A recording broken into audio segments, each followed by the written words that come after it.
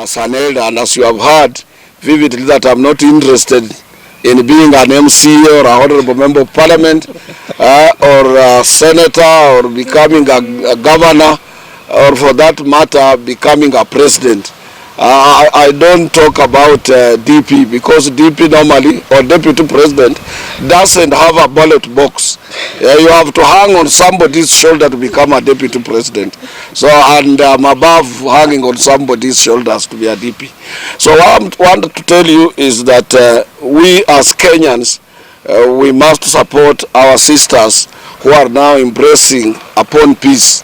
That group, I support it, and it should be enlarged, it should be bigger, and we want to have men also embracing peace, talking about peace, not threatening other people.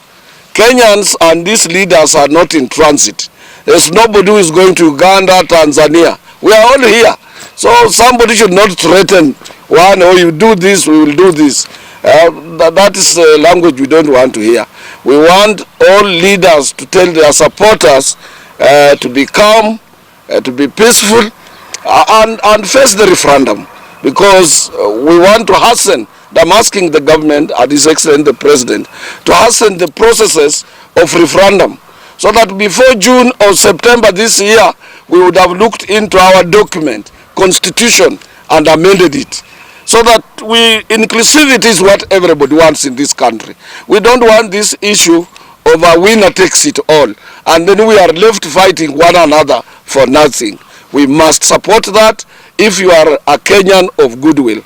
And if I was any of those who want to become leaders, the first thing I would do is support amendments in our constitution, so that we have a document or a paper that makes our country stable.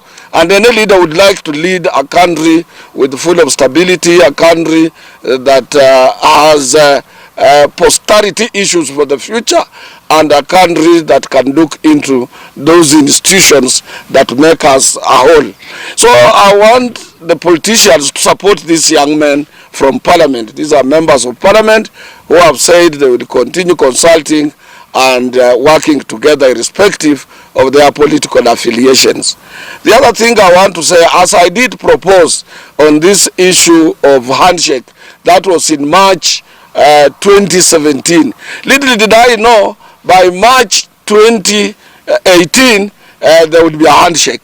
And I want to thank those who were involved. It was not only me, most of Kenyans of goodwill were involved in making sure that the Right Honorable Raila Amolo Odinga and His Excellency the President Uhuru Kenyatta, came together and shook hands, which has created a lot of peaceful atmosphere in our country. And it has not only Kenya being peace, it has attracted a lot of tourists coming to our country, and also those who are interested in both direct and indirect investment are coming to Kenya, bringing their money here. And Kenya, as you are aware, Nairobi is the satellite of economic activities in the region, and we can only maintain and sustain that if we live peacefully. Lastly, I want to warn those who are talking about factions in the government to stop that nonsense, because it will be more worse. We have a president in a seat, and we have 3 years to go, and he's governing even those who want to become president in 2022. Gentlemen and ladies, brothers and sisters, let us stop early campaigns. If I was one of those who have offered themselves for candidature or candidates of becoming a president of the Republic of Kenya, I would disappear and wait until 2021. We have somebody in the seat. Even if it was me today, I'm the current Secretary General of COTU. You start campaigning. Our elections are the nearest, in fact. We are having elections 2021. And if you start as early as this time, what I will do, I will convene my executive board, convene governing body of the workers' organization, and take a remedial action immediately, so that you campaign when you are outside my government. You can't do that if you are a really thinker. So I'm appealing to our brothers, and more so my friend, the Deputy President, to put on some brakes a little bit. Let him not be hyper, or else he will be isolated. In 1966, they isolated Jaramogi Oginga Odinga, the father of Raila Amolo Odinga. It went on like that, people being isolated. Karanja was isolated. The late was a vice president. Kibaki was isolated at a certain time. Honorable Saitoti was isolated. Anybody who was showing that type of, politics. And Murumbi, when he realized, our first vice president, that place and in that house there is heat, he just walked away. It is not easy when somebody is sitting and you start campaigning. We have history. Let Kenyans say they want you. Not you want it or I want it. Why do you want it? So I'm appealing to those who have involved themselves in early campaigns to put on some brakes. There are so many people who are willing to become presidents. It will not be only one candidate. But let us not start fighting. It is too early. Let us respect the government of His Excellency President Uhuru Kenyatta. Let us respect the handshake. The handshake is there to stay. You cannot fight it. Nobody commits himself to a friend, and nobody chooses once a friend to work with, and then you come and say this will not happen. And if it is this referendum I have said, it is going to be there. The best thing you can do, we will have a yes and no to a new document. You prepare your gang or your group or your political friends to oppose it. And those who will be for it are ready. Some of us, we have gone round, we listen to everybody. All these MPs have thousands and thousands of people behind them. Here there are 10 MPs elected from different constituencies. So if you are saying no, they will come with their yes group. Start preparing yours for no. And that is how democracy works. So I want to thank you, those who have decided to come and pay a courtesy call to me. And I can assure you, we are not going to get tired soon.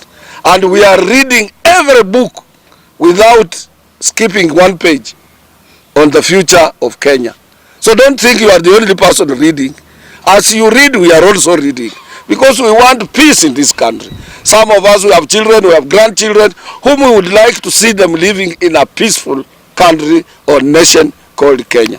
So I want to appeal to our colleagues that if you think you will cause mayhem or you will cause problems, Kenya will never be the same for you as an individual. That one I know very well, because the majority wants peace. And the majority are the people who asked some of us, why can't we amend this constitution? Because we had said about, we had some 20% or so to be panel beaten. So that is where we are looking at. Let us see what is ailing Kenya as a nation. And I'm happy these young men and women from our August House, honorable members of parliament who are here, they have realized that and they are working hard. And I want also to thank that group of embraced women for handshake and peaceful Kenya on what they have done. They have realized, I saw even those who are in that group of not knowing where they are going, they have realized that this Kenya is bigger than some of us, and that is the way we should go. And I also want to thank some of members of parliament from my area, but particularly one of the oldest is Honorable Washiari. His statement was good. He has said that he supports this issue of handshake. Let all of us do that. And if you are aside, for those who come from Western, we have said we are going to have Buhungu too. And if you are not on the side of handshake, you will find yourself out. And I will, the lawyers have entrusted with me, we will come out with the names at Buhungu from every constituency. We will say so and so is the right person, and so is Mwendi Andu. And then if you are in the group of Mwendi Andu, Muuza Watu, you will just find yourself out of place. So that is what is going to happen in Western Kenya. We will have Buhungu too, to sieve those who are serious on leadership and those who are not serious. So it will not be easy. We will not just leave it open like that. We must guide the nation, we must guide Kenyans, and we must guide people. And I have told people, if you make a mistake of electing a wrong person who will carry away the central bank of Kenya on his back and run away with it, don't blame anybody. I will not be there myself. Don't blame anybody. Because I'm soon retiring. It is you who will suffer. And after retirement, I don't need money. Thank you very much.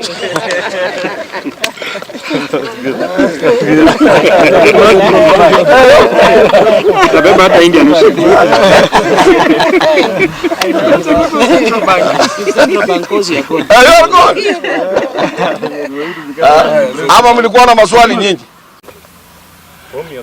Let me tell you, this is historical. It has not started with President Uhuru. And I was the first person to go back to Eclipse to advise the Deputy President to have a minute with the retired President, President Daniel Toroitich Arap Moi, so that Moi would have given him a lecture of 5 minutes as per how he ascended to power when he was a Vice President. He's the only first Vice President in the Republic of Kenya to ascend to power after the death of our founding father, Mzee Jomo Kenyatta.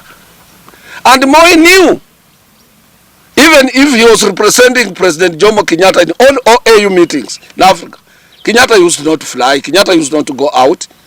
But when he comes back, and Mzee Kenyatta is at Thingirawa Iregi Nakuru, with the former provincial police officer Mungai, the director of CID Mr. Nderi, and Mbiu Mwana wa Koinange, and Mungai, who was the foreign affairs minister, President Moi would not be allowed to go there.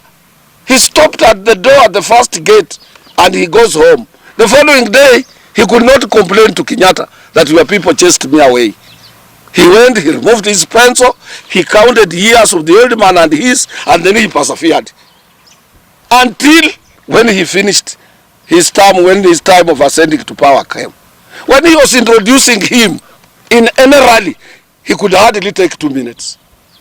He says, Your Excellency, this is your meeting. I'm only 2 minutes, address your people. But you are my deputy in a public rally. You want to articulate government policies. You want to go and preside over functions of government, opening up of roads, as if you are the head of, and the head of state is there. Even mentioning the cost of road A to B will cost. Who is leading? We don't have 2 presidents.